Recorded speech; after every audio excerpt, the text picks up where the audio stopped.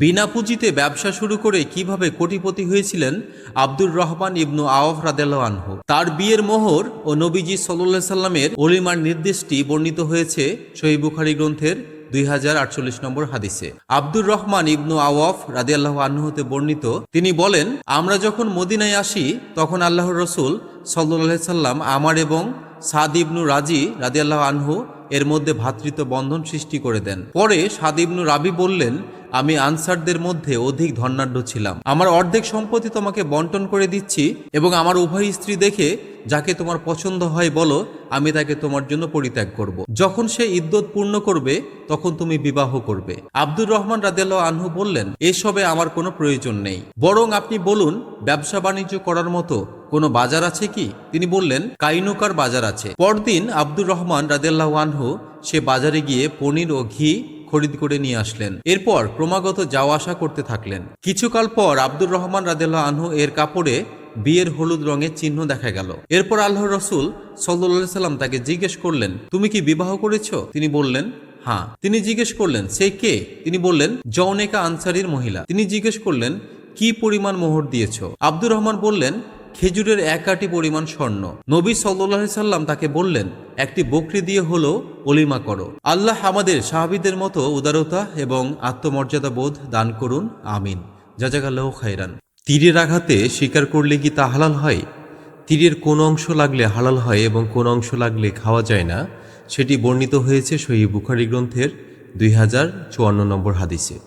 আদি ইবনু হাতিম রাদিয়াল্লাহু আনহু হতে বর্ণিত, তিনি বলেন, আমি নবী সাল্লাল্লাহু আলাইহি সাল্লামকে পার্শ্বফলাবিহীন তীর দ্বারা শিকার সম্পর্কে জিজ্ঞেস করলাম। তিনি বললেন, যদি তীরের ধারালো পার্শ্ব আঘাত করে তবে সে শিকারকৃত জানোয়ারের গোশত খাবে, আর যদি এর ধারহীন পার্শ্বের আঘাতে মারা যায় তবে তা খাবে না, কেননা তা প্রহারে মৃত, জবেহকৃত নয়। আমি বললাম, হে আল্লাহর রসুল, আমি বিসমিল্লাহ পড়ে আমার শিকারী কুকুর ছেড়ে দিয়ে থাকি। পরে তার সাথে শিকারের কাছে অনেক সময় অন্য কুকুর দেখতে পাই যার উপর আমি বিসমিল্লাহ পড়িনি, এবং আমি জানি না উভয়ের মধ্যে কে শিকার ধরেছে। তিনি বললেন, তুমি তা খাবে না। তুমি তো তোমার কুকুরের ওপর বিসমিল্লাহ পড়েছ, অন্যটির ওপরে পড়নি।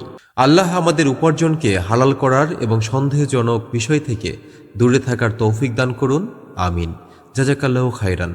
সন্দেহজনক উপার্জন কি আপনার আমল নষ্ট করে দিচ্ছে? হালাল হারামের এই গুরুত্বপূর্ণ বিষয়টি আলোচনা করা হয়েছে সহিহ বুখারী গ্রন্থের 2058 নম্বর হাদিসে। আয়েশা রাদিয়াল্লাহু আনহা হতে বর্ণিত, কিছু সংখ্যক লোক বলল, হে আল্লাহর রসূল, বহু লোক আমাদের কাছে গোশত নিয়ে আসে, আমরা জানি না তারা বিসমিল্লাহ পড়ে জবেহ করেছে কিনা। নবী করিম সাল্লাল্লাহু আলাইহি সাল্লাম বললেন, তোমরা এর উপর আল্লাহর নাম নাও এবং তা খাও। আল্লাহ আমাদের সবাইকে পবিত্র ও হালাল উপার্জনের তৌফিক দান করুন, আমিন। জাযাকাল্লাহু খাইরান। খুতবা চলাকালীন কাফেলা দেখে সাহাবীরা কেন মসজিদ ছেড়ে বেরিয়েছিলেন, ঈমান ও ধৈর্যের এই পরীক্ষাটি নিয়ে আলোচনা করা হয়েছে সহিহ বুখারী গ্রন্থের 2058 নম্বর হাদিসে। জাবির রাদিয়াল্লাহু আনহু হতে বর্ণিত, তিনি বলেন, একবার আমরা নবী সাল্লাল্লাহু আলাইহি সাল্লামের সঙ্গে সালাত আদায় করছিলাম। তখন সিরিয়া হতে একটি ব্যবসায়ী কাফেলা খাদ্য নিয়ে আগমন করল। লোকজন সকলেই সেদিকে চলে গেলেন। নবী সাল্লাল্লাহু আলাইহি সাল্লামের সঙ্গে মাত্র 12 জন থেকে গেলেন। এই প্রসঙ্গে নাজিল হলো, যখন তারা দেখল ব্যবসা ও কৌতুক, তখন তারা সেদিকে ছুটে গেল। আল্লাহ আমাদের দুনিয়ার মোহের চাইতে আখিরাতের কামাইকে প্রাধান্য দেওয়ার তৌফিক দান করুন, আমিন। জাযাকাল্লাহু খাইরান। টাকা আসলেই কি সব? উপার্জনের উৎস নিয়ে মানুষের বেপরোয়া মনোভাবের বিষয়টি বর্ণিত হয়েছে সহিহ বুখারী গ্রন্থের 2059 নম্বর হাদিসে। আবু হুরায়রা রাদিয়াল্লাহু আনহু হতে বর্ণিত, নবী সাল্লাল্লাহু আলাইহি সাল্লাম বলেন, এমন এক যুগ আসবে যখন মানুষ পরোয়া করবে না যে সে কোথা হতে সম্পদ উপার্জন করল, হালাল হতে নাকি হারাম হতে। আল্লাহ আমাদের সবাইকে হারাম উপার্জনের ফিতনা থেকে হেফাজত করুন এবং পবিত্র রিজিক দান করুন, আমিন। জাযাকাল্লাহু খাইরান।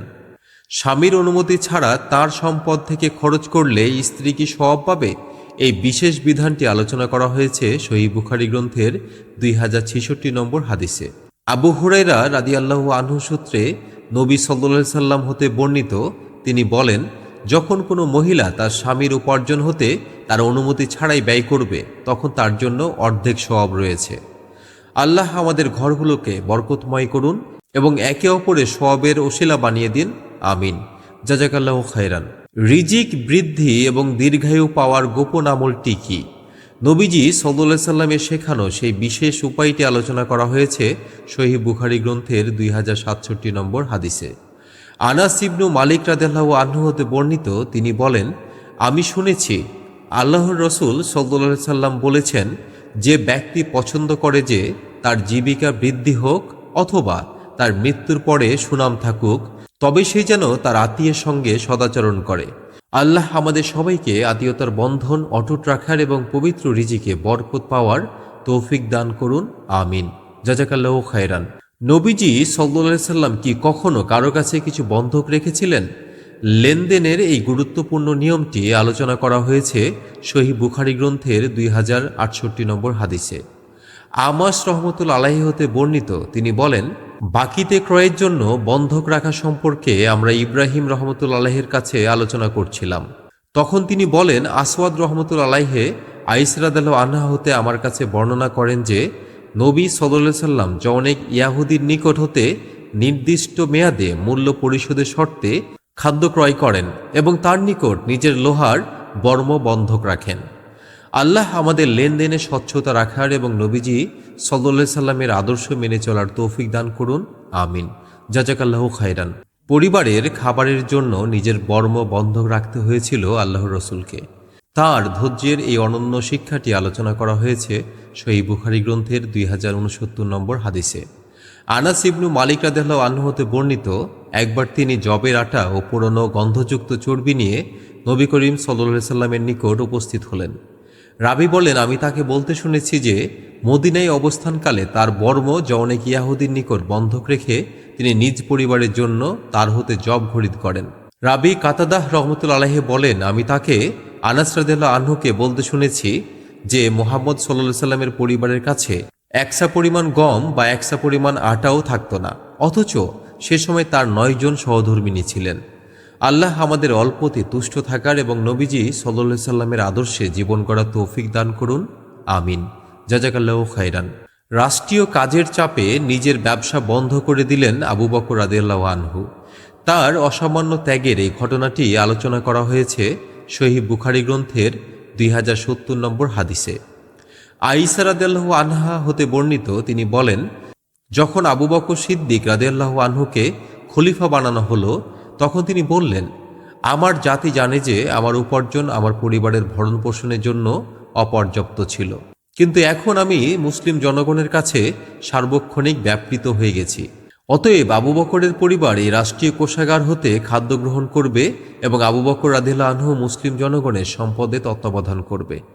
আল্লাহ আমাদের শাসক ও দায়িত্বশীলদের আবু বকর রাদিয়াল্লাহু আনহু এর মতো আমানতদার হওয়া তৌফিক দান করুন, আমিন। জাযাকাল্লাহু খায়রান। কঠোর পরিশ্রমের পর জুম্মার দিন গোসলের নির্দেশ কেন দেওয়া হয়েছিল? নবীজি সাল্লাল্লাহু আলাইহি সাল্লামের সেই বিশেষ পরামর্শটি আলোচনা করা হয়েছে সহিহ বুখারী গ্রন্থের 2071 নম্বর হাদিসে। আয়েশা রাদিয়াল্লাহু আনহা হতে বর্ণিত, তিনি বলেন, আল্লাহর রসুল সাল্লাল্লাহু আলাইহি সাল্লামের সাহাবীগণ নিজেদের কাজকর্ম নিজেরা করতেন, ফলে তাদের শরীর হতে ঘামের গন্ধ বের হতো। সেজন্য তাদের বলা হলো, তোমরা গোসল করে নাও। আল্লাহ আমাদের সবাইকে নিজ হাতে কাজ করার মানসিকতা এবং সর্বদা পরিচ্ছন্ন থাকার তৌফিক দান করুন, আমিন। জাযাকাল্লাহু খায়রান। পৃথিবীর সর্বশ্রেষ্ঠ খাবার কোনটি? নবীজি সাল্লাল্লাহু আলাইহি সাল্লামের দেওয়া এই দারুণ উত্তরটি আলোচনা করা হয়েছে সহিহ বুখারী গ্রন্থের 2072 নম্বর হাদিসে। মিকদাম রহমতুল্লাহ আলাইহির সূত্রে নবীজি সাল্লাল্লাহু আলাইহি সাল্লাম হতে বর্ণিত, তিনি বলেন, নিজ হাতে উপার্জিত খাদ্যের চেয়ে উত্তম খাদ্য কখনো কেউ খায় না। আল্লাহর নবী দাউদ আলাইহিস সালাম নিজ হাতে উপার্জন করে খেতেন। আল্লাহ আমাদের সবাইকে আলস্য ত্যাগ করে নিজ হাতে হালাল উপার্জনের তৌফিক দান করুন, আমিন। জাযাকাল্লাহু খায়রান। ক্রেতা বা বিক্রেতা হিসেবে আপনার আচরণ কেমন হওয়া উচিত? জান্নাতি গুণের এই পরিচয়টি বর্ণিত হয়েছে সহিহ বুখারী গ্রন্থের 2076 নম্বর হাদিসে। জাবির ইবনু আব্দুল্লাহ রাদিয়াল্লাহু আনহু হতে বর্ণিত, আল্লাহর রসুল সাল্লাল্লাহু আলাইহি সাল্লাম বলেছেন, আল্লাহ এমন ব্যক্তির প্রতি রহমত বর্ষণ করেন যে নম্রতার সাথে ক্রয় বিক্রয় করে ও পাওনা ফিরিয়ে চায়। আল্লাহ আমাদের লেনদেনে কোমলতা দান করুন এবং তার রহমতের চাদরে আমাদের ঢেকে নিন, আমিন। জাযাকাল্লাহু খায়রান। অন্যের ঋণ মাফ করে দিলে আল্লাহ আপনার গুনাহ মাফ করবেন। এক মহান ব্যবসায়ীর এই শিক্ষণীয় ঘটনাটি আলোচনা করা হয়েছে সহিহ বুখারী গ্রন্থের 2078 নম্বর হাদিসে। আবু হুরাইরা রাদিয়াল্লাহু আনহু সূত্রে নবী করিম সাল্লাল্লাহু আলাইহি সাল্লাম বলেছেন, অনেক ব্যবসায়ী লোকদের ঋণ দিত। কোনো অভাবগ্রস্তকে দেখলে সে তার কর্মচারীদের বলতো, তাকে ক্ষমা করে দাও, হয়তো আল্লাহ তাআলা আমাদের ক্ষমা করে দিবেন। এর ফলে আল্লাহ তাআলা তাকে ক্ষমা করে দেন। আল্লাহ আমাদের অন্যের প্রতি দয়ালু হওয়ার এবং একে অপরের কঠিন সময়ে পাশে দাঁড়ানোর তৌফিক দান করুন। আমিন। জাযাকাল্লাহু খাইরান। ব্যবসার মুনাফা থাকলেও বরকত থাকছে না কেন? কেনা বেচার এই গোপন রহস্যটি আলোচনা করা হয়েছে সহিহ বুখারী গ্রন্থের 2079 নম্বর হাদিসে। হাকিম ইবনু হিজাম রাদিয়াল্লাহু আনহু হতে বর্ণিত, আল্লাহর রসুল সাল্লাল্লাহু আলাইহি সাল্লাম বলেছেন, ক্রেতা বিক্রেতা যতক্ষণ পরস্পর বিচ্ছিন্ন না হয় ততক্ষণ তাদের ইখতিয়ার থাকবে ক্রয় বিক্রয় সম্পন্ন করা বা বাতিল করা। যদি তারা সত্য বলে এবং অবস্থা ব্যক্ত করে তবে তাদের ক্রয় বিক্রয়ের বরকত হবে, আর যদি মিথ্যা বলে এবং দোষ গোপন করে তবে তাদের ক্রয় বিক্রয়ের বরকত মুছে ফেলা হয়। আল্লাহ আমাদের ব্যবসায়ী ভাই বোনদের সত্যবাদী হওয়ার এবং আমাদের প্রত্যেকের উপার্জনে বরকত দান করুন। আমিন। জাযাকাল্লাহু খাইরান। পরিমাণ বেশি পেলেও কি সেই লেনদেন করা হারাম হতে পারে? পণ্য বিনিময়ের এই বিশেষ নিয়মটি আলোচনা করা হয়েছে সহিহ বুখারী গ্রন্থের 2080 নম্বর হাদিসে। আবু সাঈদ খুদরি রাদিয়াল্লাহু আনহু হতে বর্ণিত, তিনি বলেন, আমাদের মিশ্রিত খেজুর দেয়া হতো, আমরা তা 2 সায়ের পরিবর্তে 1 সা বিক্রি করতাম। নবী সাল্লাল্লাহু আলাইহি সাল্লাম বললেন, 1 সার পরিবর্তে 2 সা এবং 1 দিরহামের পরিবর্তে 2 দিরহাম বিক্রি করবে না। আল্লাহ আমাদের লেনদেনকে সুদমুক্ত রাখুন এবং নবীজি সাল্লাল্লাহু আলাইহি সাল্লামের সুন্নাহ মেনে চলা তৌফিক দান করুন। আমিন। জাযাকাল্লাহু খাইরান। নবীজি সাল্লাল্লাহু আলাইহি সাল্লামের ক্ষুধার্ত চেহারা দেখিয়ে সাহাবীরা কি করেছিলেন, মেহমান ও দাওয়াতের এই চমৎকার ঘটনাটি বর্ণিত হয়েছে সহিহ বুখারী গ্রন্থের 2081 নম্বর হাদিসে। আবু মাসউদ রাদিয়াল্লাহু আনহু হতে বর্ণিত, আবু সুয়াইব নামক জনৈক আনসারী এসে তার কসাই গোলামকে বললেন, 5 জনের উপযোগী খাবার তৈরি করো। আমি আল্লাহর রসুল সাল্লাল্লাহু আলাইহি সাল্লাম সহ 5 জনকে দাওয়াত করতে চাই। তার চেহারায় আমি ক্ষুধার চিহ্ন দেখতে পেয়েছি। তারপর সে লোক এসে দাওয়াত দিলেন। তাদের সঙ্গে আরেকজন অতিরিক্ত এলেন। নবী সাল্লাল্লাহু আলাইহি সাল্লাম বললেন, এ আমাদের সঙ্গে এসেছে, তুমি ইচ্ছে করলে একে অনুমতি দিতে পারো, আর তুমি যদি চাও সে ফিরে যাক তবে সে ফিরে যাবে। সাহাবী বললেন, না, বরং আমি তাকে অনুমতি দিলাম। আল্লাহ আমাদের সবাইকে মেহমানদারির সঠিক আদব এবং সুন্নাহ মেনে চলার তৌফিক দান করুন। আমিন। জাযাকাল্লাহু খাইরান। পারফিউমের দোকান আর কামারশালার আগুনের সাথে নবীজি সাল্লাল্লাহু আলাইহি সাল্লাম কেন বন্ধুদের তুলনা করলেন? জীবনের মোড় ঘুরিয়ে দেওয়া এই হাদিসটি বর্ণিত হয়েছে সহিহ বুখারী গ্রন্থের 2101 নম্বর হাদিসে। আবু মুসা রাদিয়াল্লাহু আনহু হতে বর্ণিত, তিনি বলেন, আল্লাহর রসুল সাল্লাল্লাহু আলাইহি সাল্লাম বলেছেন, সৎসঙ্গী এবং অসৎসঙ্গীর উদাহরণ মিস্ক বিক্রেতা ও কর্মকারের হাপড়ের ন্যায়। আতর বিক্রেতাদের থেকে শূন্য হাতে ফিরে আসবে না। হয় তুমি আতর খরিদ করবে, না হয় তার সুঘ্রাণ পাবে। আর কর্মকারের হাপড় হয় তোমার ঘর অথবা কাপড় পুড়িয়ে দেবে, না হয় তুমি তার দুর্গন্ধ পাবে। আল্লাহ আমাদের সবাইকে সৎসঙ্গ দান করুন এবং মন্দ সঙ্গীর অনিষ্ট থেকে রক্ষা করুন। আমিন। জাযাকাল্লাহু খাইরান। শিঙ্গা লাগানো বা রক্ত বের করে চিকিৎসা করার বিনিময় নেওয়া কি জায়েজ? নবীজি সাল্লাল্লাহু আলাইহি সাল্লামের এই বিশেষ সিদ্ধান্তটি বর্ণিত হয়েছে সহিহ বুখারী গ্রন্থের 2103 নম্বর হাদিসে।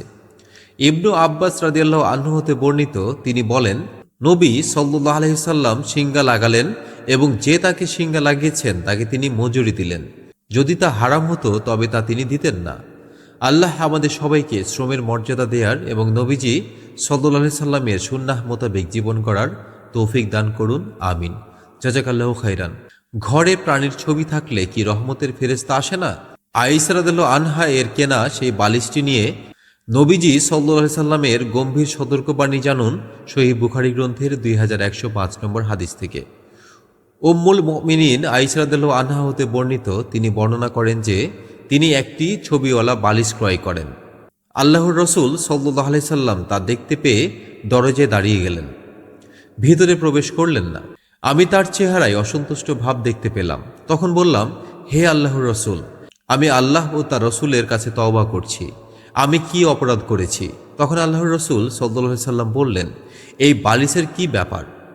আয়েশা রাদিয়াল্লাহু আনহা বললেন, আমি বললাম, আমি এটি আপনার জন্য ক্রয় করেছি, যাতে আপনি টেক লাগিয়ে বুঝতে পারেন। তখন আল্লাহর রসুল সাল্লাল্লাহু আলাইহি সাল্লাম বললেন, এই ছবি তৈরিকারীদের কিয়ামতের দিন শাস্তি দেয়া হবে। তাদের বলা হবে, তোমরা যা তৈরি করেছিলে তা জীবিত করো। তিনি আরও বলেন, যে ঘরে এসব ছবি থাকে সে ঘরে রহমতের ফেরেশতাগণ প্রবেশ করেন না। আল্লাহ আমাদের ঘরগুলোকে ছবি ও মূর্তির প্রভাব থেকে মুক্ত রাখার এবং রহমতের ফেরেশতাদের আবাসে পরিণত করা তৌফিক দান করুন, আমিন। জাযাকাল্লাহু খাইরান। ওমর রাদিয়াল্লাহু আনহু এর কাছ থেকে কেন উটটি কিনে নিলেন নবীজি সাল্লাল্লাহু আলাইহি সাল্লাম, এক চমৎকার উপহারের গল্প জানুন সহিহ বুখারী গ্রন্থের 2115 নম্বর হাদিসে। ইবনু উমর রাদিয়াল্লাহু আনহু হতে বর্ণিত, তিনি বলেন, আমরা এক সফরে নবী সাল্লাল্লাহু আলাইহি সাল্লামের সাথে ছিলাম। আমি আমার পিতা উমর রাদিয়াল্লাহু আনহু এর একটি অবাধ্য জাওয়ান উটের উপর সওয়ার ছিলাম। উটটি আমার নিয়ন্ত্রণের বাইরে গিয়ে সকলের আগে আগে চলে যাচ্ছিল। ওমর রাদিয়াল্লাহু আনহু তাকে তাড়িয়ে ফিরিয়ে আনছিলেন। তখন নবী সাল্লাল্লাহু আলাইহি সাল্লাম ওমর রাদিয়াল্লাহু আনহুকে বললেন, এটি আমার কাছে বিক্রি করে দাও। তিনি বললেন, হে আল্লাহর রসুল, এটি আপনারই। আল্লাহর রসুল সাল্লাল্লাহু আলাইহি সাল্লাম বললেন, তুমি এটি আমার কাছে বিক্রি করো। তখন তিনি সেটি আল্লাহর রসুল সাল্লাল্লাহু আলাইহি সাল্লামের কাছে বিক্রি করে দিলেন। নবী সাল্লাল্লাহু আলাইহি সাল্লাম বললেন, হে আব্দুল্লাহ ইবনু উমর, এটি তোমার, তুমি এটি দিয়ে যা ইচ্ছা তা করো। আল্লাহ আমাদের সবাইকে নবীজি সাল্লাল্লাহু আলাইহি সাল্লামের মতো উদারতা ও বিচক্ষণতা অর্জনে তৌফিক দান করুন, আমিন। জাযাকাল্লাহু খাইরান। কাবা ধ্বংস করতে আসা সেনাবাহিনীর সাথে কি ঘটবে, কিয়ামতের নিকটবর্তী সময়ের এক ভয়াবহ ভবিষ্যৎবাণী বর্ণিত হয়েছে সহিহ বুখারী গ্রন্থের 2118 নম্বর হাদিসে। আয়েশা রাদিয়াল্লাহু আনহা হতে বর্ণিত, তিনি বলেন, আল্লাহর রসুল সাল্লাল্লাহু আলাইহি সাল্লাম বলেছেন, পরবর্তী জামানায় একদল সৈন্য কাবা ধ্বংসের উদ্দেশ্যে অভিযান চালাবে। যখন তারা বাইদা নামক স্থানে পৌঁছাবে তখন তাদের আগের পিছনে সকলকে জমিনে ধসিয়ে দেওয়া হবে। আয়েশা রাদিয়াল্লাহু আনহা বলেন, আমি বললাম, হে আল্লাহর রসুল, তাদের অগ্রবাহিনী ও পশ্চাৎ বাহিনী সকলকে কিভাবে ধসিয়ে দেওয়া হবে? অথচ সেই সেনাবাহিনীতে তাদের বাজারের পণ্য সামগ্রী বহনকারী লোকও থাকবে এবং এমন লোকও থাকবে যারা তাদের দলভুক্ত নয়। তিনি বললেন, তাদের আগের পিছনে সকলকে ধসিয়ে দেওয়া হবে। তারপর কিয়ামতের দিবসে তাদের নিজেদের নিয়ত অনুযায়ী উত্থান করা হবে। নবীজি সাল্লাল্লাহু আলাইহি সাল্লামের নামে নাম রাখা কি জায়েজ? কোন জিনিসটি তিনি সরাসরি নিষেধ করেছেন? আল্লাহ আমাদের সঠিক পথে পরিচালিত করুন এবং আমাদের নিয়তকে সর্বদা খাঁটি রাখার তৌফিক দান করুন, আমিন। জাযাকাল্লাহু খাইরান। নবীজি সাল্লাল্লাহু আলাইহি সাল্লামের নামে নাম রাখা কি জায়েজ? কোন জিনিসটি তিনি সরাসরি নিষেধ করেছেন? এর কারণ জানুন সহিহ বুখারী গ্রন্থের 2120 নম্বর হাদিসে। আনাস ইবনু মালিক রাদিয়াল্লাহু আনহু হতে বর্ণিত, তিনি বলেন, নবী সাল্লাল্লাহু আলাইহি সাল্লাম একসময় বাজারে ছিলেন। তখন এক ব্যক্তি বললেন, এই আবুল কাসেম। নবী সাল্লাল্লাহু আলাইহি সাল্লাম তার দিকে তাকালেন। তিনি বললেন, আমি তো তাকে ডেকেছি। তখন নবী সাল্লাল্লাহু আলাইহি সাল্লাম বললেন, তোমরা আমার নামে নাম রাখো, কিন্তু আমার কুনিয়াত রেখো না। আল্লাহ আমাদের সবাইকে নবীজি সাল্লাল্লাহু আলাইহি সাল্লামের প্রতি সর্বোচ্চ আদব এবং সুন্নাহ মেনে চলার তৌফিক দান করুন, আমিন। জাযাকাল্লাহু খাইরান। কেনা মাল নিজের হাতে আসার আগেই কি বিক্রি করা যায়? ব্যবসার ক্ষেত্রে নবীজি সাল্লাল্লাহু আলাইহি সাল্লাম এই বিশেষ নিষেধাজ্ঞাটি জানুন সহিহ বুখারী গ্রন্থের 2124 নম্বর হাদিসে। ইবনু উমর রাদিয়াল্লাহু আনহু হতে বর্ণিত, রাবি ইবনু মুনজির, নবী সাল্লাল্লাহু আলাইহি সাল্লাম পূর্ণভাবে অধিকারে আনার আগে ক্রয় করা পণ্য বিক্রি করতে নিষেধ করেছেন। আল্লাহ আমাদের ব্যবসাকে স্বচ্ছ রাখার এবং সুন্নাহ মেনে হালালভাবে উপার্জন করার তৌফিক দান করুন, আমিন। জাযাকাল্লাহু খাইরান। পরিমাণ ও বরকতের মধ্যে সম্পর্ক কি? রাসূলুল্লাহ সাল্লাল্লাহু আলাইহি সাল্লামের একটি ছোট আমল কিভাবে আপনার রিজিকে বরকত আনবে তা বলা হয়েছে সহিহ বুখারী গ্রন্থের 2128 নম্বর হাদিসে। মিকদাম ইবনু মাদিকারিব রাদিয়াল্লাহু আনহু সূত্রে বর্ণিত, আল্লাহর রাসূল সাল্লাল্লাহু আলাইহি সাল্লাম বলেন, তোমরা তোমাদের খাদ্য মেপে নিবে, তাতে তোমাদের জন্য বরকত হবে। আল্লাহ আমাদের অপচয়মুক্ত জীবন এবং প্রতিটি কাজে সুন্নাহ মেনে বরকত লাভে তৌফিক দান করুন, আমিন। জাযাকাল্লাহু খাইরান। রাসূল সাল্লাল্লাহু আলাইহি সাল্লামের দেয়া কঠিন সতর্কবার্তাটি আলোচনা করা হয়েছে সহিহ বুখারী গ্রন্থের 2134 নম্বর হাদিসে। মালিক ইবনু আওস রাদিয়াল্লাহু আনহু হতে বর্ণিত, তিনি ঘোষণা দিলেন যে, কে সার্ফের কেনা বেচা অর্থাৎ দিরহামের বিনিময়ে দিনারের বেচা কিনা করবে? তালহা রাদিয়াল্লাহু আনহু বললেন, আমি করব। অবশ্য আমার পক্ষের বিনিময় প্রদানে আমার হিসাবরক্ষক গাবা এলাকা হতে ফিরে আসা পর্যন্ত দেরি হবে। বর্ণনাকারী সুফিয়ান রহমতুল্লাহ আলাইহি বলেন, আমি জুহরি রহমতুল্লাহ আলাইহি হতে এটুকু মনে রেখেছি, এর হতে বেশি নয়। এরপর জুহরি রহমতুল্লাহ আলাইহি বলেন, মালিক ইবনু আওয়াস রাদিয়াল্লাহু আনহু আমাকে বলেছেন যে তিনি উমর ইবনু খাত্তাব রাদিয়াল্লাহু আনহুকে আল্লাহর রাসূল সাল্লাল্লাহু আলাইহি সাল্লাম হতে বর্ণনা করতে শুনেছেন যে তিনি বলেছেন, নগদ হাতে হাতে বিনিময় ছাড়া সোনার বদলে সোনা বিক্রি, গমের বদলে গম বিক্রি, খেজুরের বদলে খেজুর বিক্রি, জবের বদলে জব বিক্রি করা সুদ হিসেবে গণ্য। আল্লাহ আমাদের ব্যবসাকে সুদের অভিশাপ থেকে মুক্ত রাখার এবং প্রতিটি লেনদেন শূন্য মেনে চলার তৌফিক দান করুন, আমিন। জাযাকাল্লাহু খাইরান। অন্যের কেনা বেচার মাঝে নাক গলানো কি ঠিক? ব্যবসার ক্ষেত্রে নবীজি সাল্লাল্লাহু আলাইহি সাল্লামের এই বিশেষ নিষেধাজ্ঞাটি উল্লেখ রয়েছে সহিহ বুখারী গ্রন্থের 2139 নম্বর হাদিসে। আব্দুল্লাহ ইবনু উমর রাদিয়াল্লাহু আনহু হতে বর্ণিত, আল্লাহর রাসূল সাল্লাল্লাহু আলাইহি সাল্লাম বলেছেন, তোমাদের কেউ যেন তার ভাইয়ের ক্রয় বিক্রয়ের উপর ক্রয় না করে। আল্লাহ আমাদের ব্যবসাকে স্বচ্ছ রাখার এবং অন্যের হক ও অনুভূতির প্রতি যত্নশীল হওয়ার তৌফিক দান করুন, আমিন।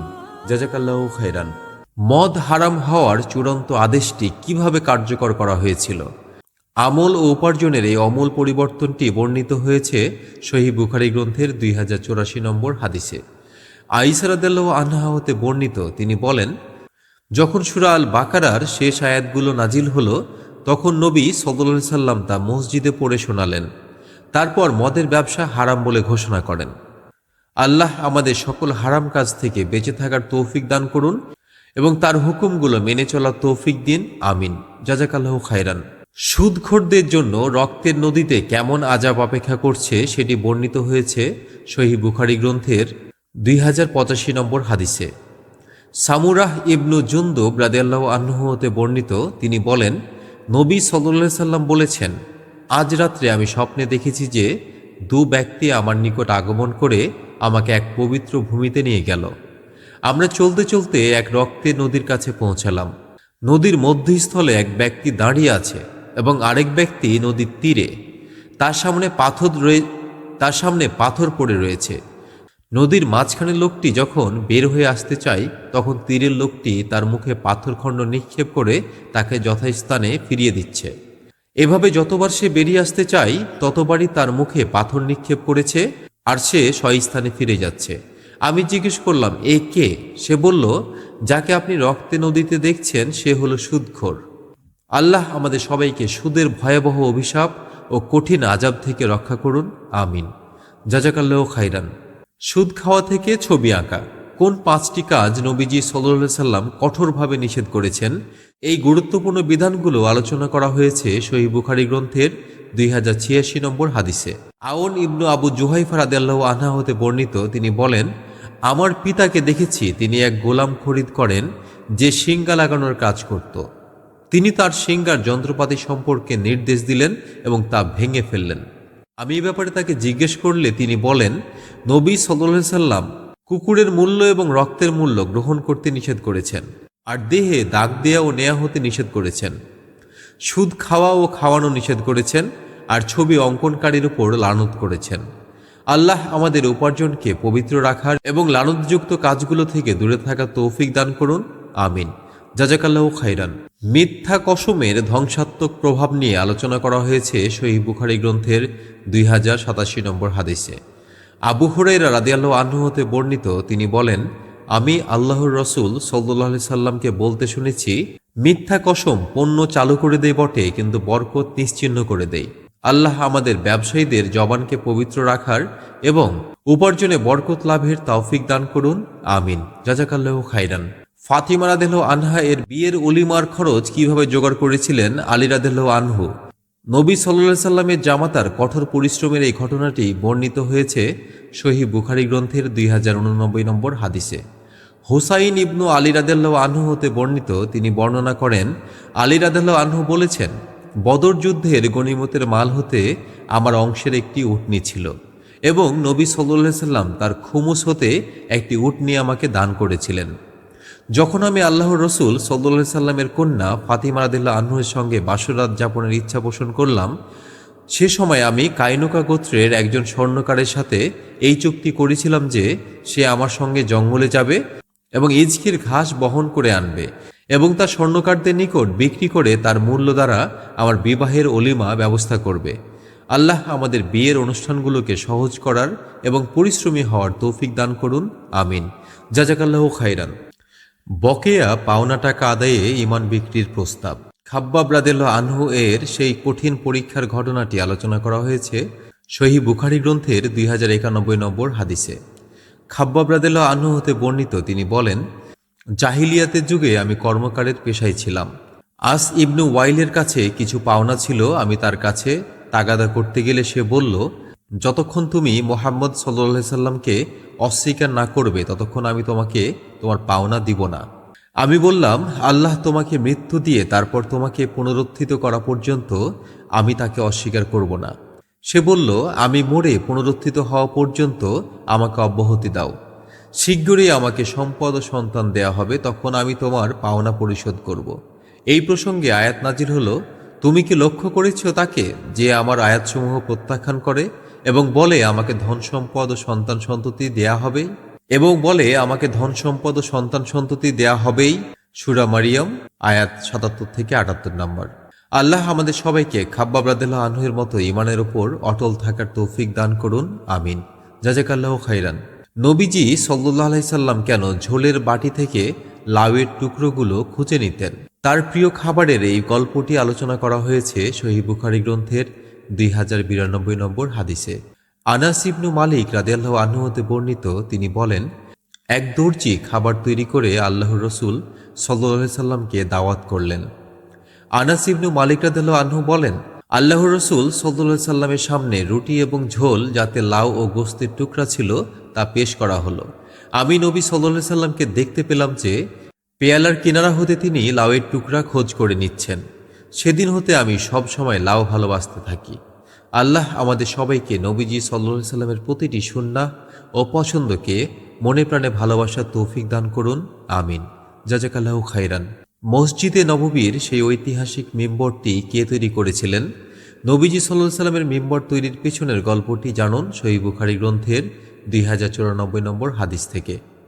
আবু হাজিম রহমতুল্লাহ আলাইহি হতে বর্ণিত, তিনি বলেন, কিছু লোক সাহুল ইবনু সাদ রাদিয়াল্লাহু আনহুর কাছে এসে মিম্বরে নবী করিম সাল্লাল্লাহু আলাইহি সাল্লামের সম্পর্কে জিজ্ঞেস করলেন। তিনি বললেন, আল্লাহর রসূল সাল্লাল্লাহু আলাইহি ওয়াসাল্লাম একজন আনসারী মহিলা সাহুল রাদিয়াল্লাহু আনহু যার নাম উল্লেখ করেছিলেন তার কাছে তিনি সংবাদ পাঠালেন যে, তোমার পুত্রবধূ গোলামকে বলো সেই জন্য আমার জন্য কাঠ দিয়ে একটি মিম্বর তৈরি করে দেই, লোকদের সাথে কথা বলার সময় যার উপর আমি বসতে পারি। সে মহিলা তাকে গাবা নামক স্থানের কাঠ দিয়ে মিম্বর বানানোর নির্দেশ দিলেন। তারপর গোলামটি তা নিয়ে এলো এবং সে মহিলা এটি আল্লাহর রসূল সাল্লাল্লাহু আলাইহি সাল্লামের কাছে পাঠিয়ে দিলেন। তার নির্দেশক্রমে তা স্থাপন করা হলো। পরে তার উপর নবী সাল্লাল্লাহু আলাইহি সাল্লাম উপবেশন করলেন। আল্লাহ আমাদের সবাইকে স্ব দক্ষতা দিয়ে ইসলামের খিদমত করার তৌফিক দান করুন, আমিন। জাযাকাল্লাহু খাইরান। বিশ্বজাহানের নেতা হওয়া সত্ত্বেও কেন নবীজি সাল্লাল্লাহু আলাইহি সাল্লামকে বর্ম বন্ধক রেখে খাবার কিনতে হয়েছিল, এই শিক্ষণীয় ঘটনাটি বর্ণিত হয়েছে সহিহ বুখারী গ্রন্থের 2096 নম্বর হাদিসে।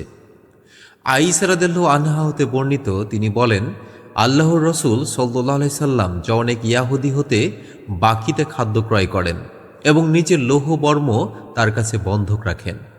আল্লাহ আমাদের সবাইকে নবীজি সাল্লাল্লাহু আলাইহি সাল্লামের অনাড়ম্বর জীবন থেকে শিক্ষা নেয়ার এবং লেনদেনে স্বচ্ছ থাকার তৌফিক দান করুন, আমিন। জাযাকাল্লাহু খাইরান। হজের মৌসুমে ব্যবসা করা কি জায়েজ? সাহাবীদের এই সংশয় কিভাবে দূর হলো, জানুন সহিহ বুখারী গ্রন্থের 2098 নম্বর হাদিস থেকে। ইবনু আব্বাস রাদিয়াল্লাহু আনহু হতে বর্ণিত, তিনি বললেন, উকাজ, মাজান্না ও জুল মাজাজ জাহিলি যুগের বাজার ছিল। ইসলামের আবির্ভাবের পর লোকেরা তথায় ব্যবসা করা গুনাহের কাজ মনে করল। এই প্রসঙ্গে আল্লাহ তাআলা নাজির করলেন, তোমাদের ওপর কোনো গুনাহ নেই, অর্থাৎ হাজের মৌসুমে। আল্লাহ আমাদের দিনের প্রতিটি বিধান সঠিকভাবে বোঝার এবং হালাল উপার্জনের মাধ্যমে জীবন গড়ার তৌফিক দান করুন, আমিন। জাযাকাল্লাহু খাইরান। অন্যের বিয়ের প্রস্তাবে কি নতুন প্রস্তাব দেয়া যায়? সামাজিক বিশৃঙ্খলা রুখতে নবীজি সাল্লাল্লাহু আলাইহি সাল্লামের এই 5টি কঠোর নিষেধাজ্ঞা উল্লেখ রয়েছে সহিহ বুখারী গ্রন্থের 2141 নম্বর হাদিসে। আবু হুরায়রা রাদিয়াল্লাহু আনহু হতে বর্ণিত, তিনি বলেন, আল্লাহর রসূল সাল্লাল্লাহু আলাইহি সাল্লাম গ্রামবাসীর পক্ষে শহরবাসী কর্তৃক বিক্রয় করা হতে নিষেধ করেছেন এবং তোমরা প্রতারণামূলক দালালি করবে না। কোনো ব্যক্তি যেন তার ভাইয়ের ক্রয় বিক্রয়ের উপর ক্রয় বিক্রয় না করে। কেউ যেন তার ভাইয়ের বিবাহের প্রস্তাবের উপর প্রস্তাব না দেয়। কোনো মহিলা যেন তার বোনের অর্থাৎ তার সতীনের তালাকের দাবি না করে, যাতে সে তার পাত্রে যা কিছু আছে তা নিজেই নিয়ে নেয়। আল্লাহ আমাদের সবাইকে লোভ ও অন্যের অনিষ্ট করার মানসিকতা থেকে রক্ষা করুন এবং পরোপকারী হওয়ার তৌফিক দান করুন। আমিন। জাযাকাল্লাহু খাইরান। অনাগত বাচ্চার ওপর ভিত্তি করে কেনাবেচা। জাহিলিয়াত যুগের এই বিচিত্র ব্যবসা কেন নিষিদ্ধ করলেন নবীজি সাল্লাল্লাহু আলাইহি সাল্লাম, এটি আমরা জানব সহিহ বুখারী গ্রন্থের 2143 নম্বর হাদিস থেকে। আব্দুল্লাহ ইবনু উমর রাদিয়াল্লাহু আনহু হতে বর্ণিত, আল্লাহর রাসূল সাল্লাল্লাহু আলাইহি সাল্লাম গর্ভস্থিত বাচ্চার গর্ভের প্রসবের মেয়েদের উপর বিক্রি করা নিষেধ করেছেন। এই এক ধরনের বিক্রয় যা জাহিলিয়াতের যুগে প্রচলিত ছিল।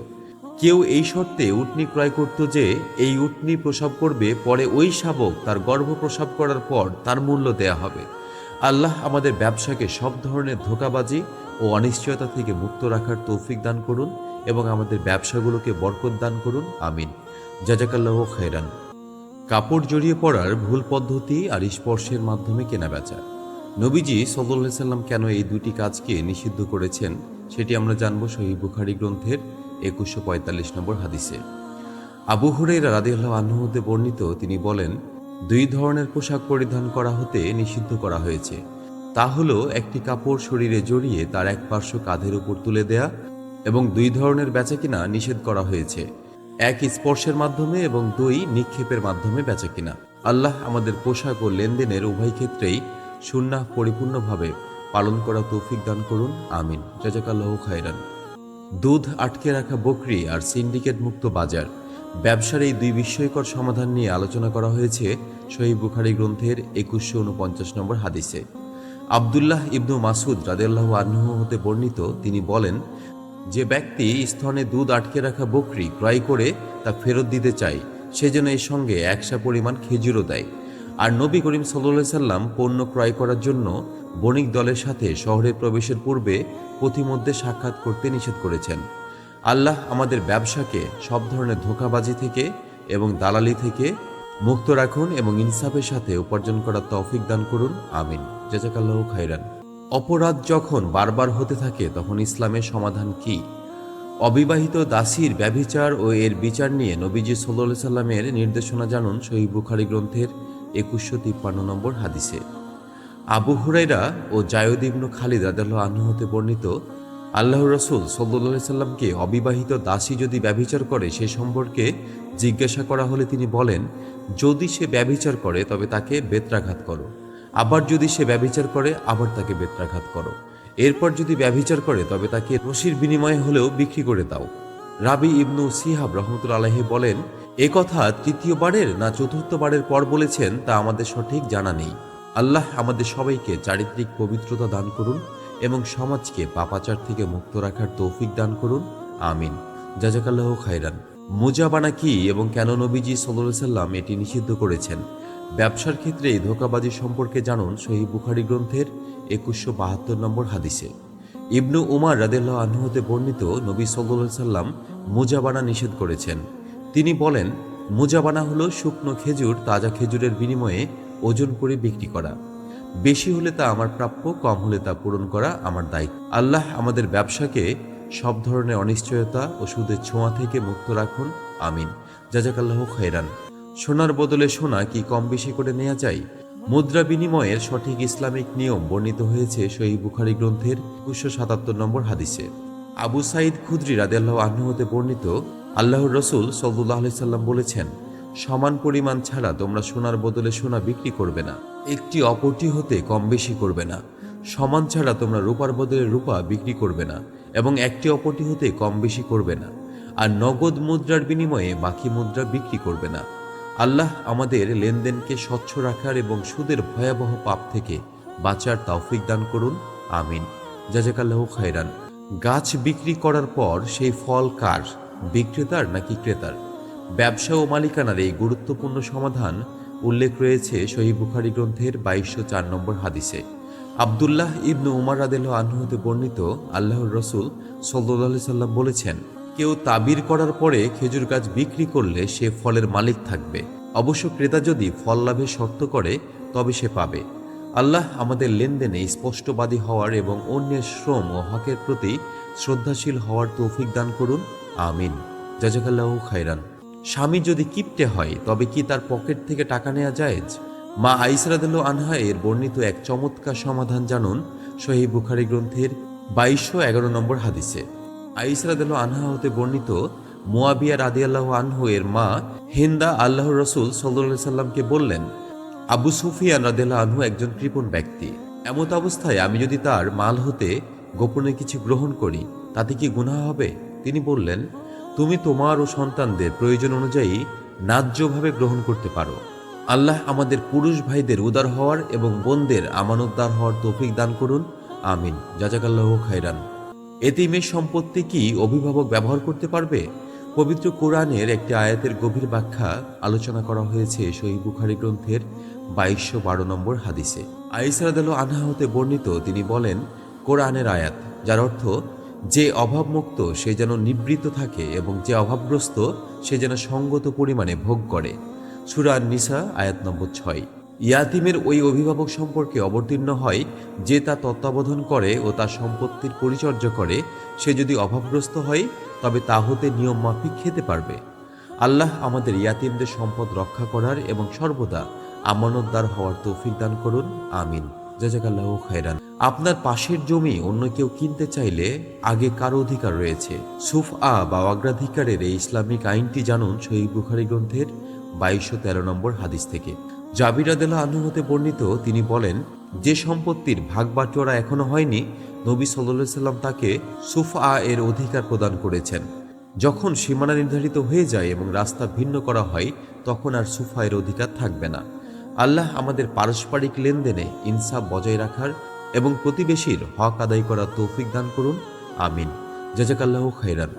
দুনিয়ার সব সম্পদের চেয়েও কেন নিজের বংশ পরিচয় বেশি দামি? শৈশবে অপহৃত হওয়া এবং সাহাবীদের সততার গল্প জানুন সহিহ বুখারী গ্রন্থের 2219 নম্বর হাদিসে। আব্দুর রহমান ইবনু আওফ রাদিয়াল্লাহু আনহু হতে বর্ণিত, তিনি সুহাইব রাদিয়াল্লাহু আনহুকে বললেন, আল্লাহকে ভয় করো, তুমি নিজ পিতা ছাড়া অন্যকে নিজের পিতা বলে দাবি করো না। এর উত্তরে সুহাইব রাদিয়াল্লাহু আনহু বললেন, আমি এতে আনন্দ বোধ করব না যে এত এত সম্পদ হোক আর আমি আমার পিতৃত্বের দাবি অন্যের প্রতি আরোপ করি, বরং আসল ব্যাপার আমাকে শৈশবে চুরি করে নিয়ে যাওয়া হয়েছিল। আল্লাহ আমাদের সত্য কথা বলার এবং নিজেদের শিকড় ও পরিচয়ের প্রতি অনুগত থাকার তৌফিক দান করুন, আমিন। জাযাকাল্লাহু খাইরান। ঈসা আলাইহিস সালাম পৃথিবীতে ফিরে এসে প্রথম কোন কাজগুলো করবেন? কিয়ামতের বড় নিদর্শন নিয়ে নবীজি সাল্লাল্লাহু আলাইহি সাল্লামের এই অকাট্য ঘোষণা উল্লেখ রয়েছে সহিহ বুখারী গ্রন্থের 2222 নম্বর হাদিসে।